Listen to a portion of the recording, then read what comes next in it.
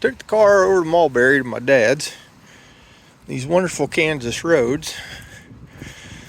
Started hearing a real bad clanking noise. Come find out, my coil spring's broke. So what we're gonna do is we're gonna jack the car up. We're gonna let the air out of this here football. I'm gonna put it in the center of that there coil spring. See if we can limp this thing 30 miles back home. Football is in the spring. Let me tell you, that is not easy to do, but we got it. Well, we're gonna put some air in and see if this actually works.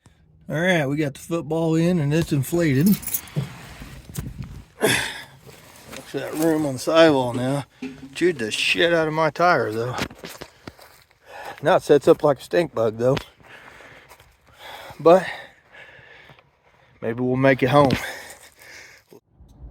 All right, so the football worked. I made it home.